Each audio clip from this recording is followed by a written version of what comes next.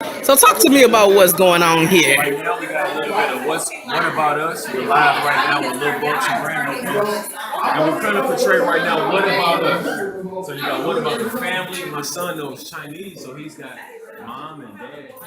Being a man, accepting your flaws, learning from your flaws is very important.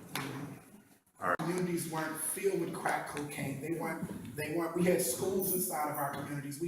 We had stores that we can shop from. We had family members that stayed on our block. We don't have that anymore. So we have to understand, how do we attack that demographics? We can't bring back what we used to do, because what we used to do doesn't exist anymore. We have to learn how to go into a system that says, we need a group of people like myself. I'm an educator by trade. That's what I do. We need an education board. We need a board that attacks drugs. We need an economic base over here. We need our own black banks. It's a multifaceted problem in the community. And just getting directly to the question, yes, people are absolutely right. There is a lack of black males in the community, because those black males have been systematically oppressed. Those black males are in jail. Those black males are filtrated with drugs. And just because some of us on the panel came from some of those neighborhoods and we made it out, we the exceptions to the rules. Everybody didn't have their own mind. Everybody didn't get that chance. They didn't get that chance. So we have to have fearless and honest conversations about where we spend our dollar, how we're going to allow people not to shut down school systems in our neighborhoods, how we're going to bring our kids and send them back to the schools and neighborhoods.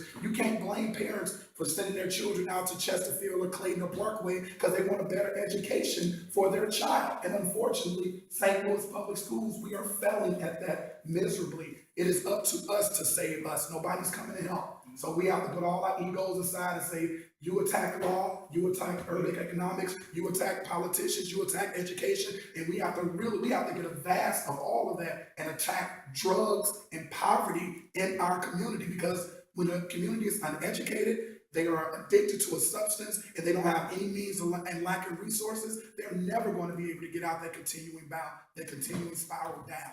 That's being honest.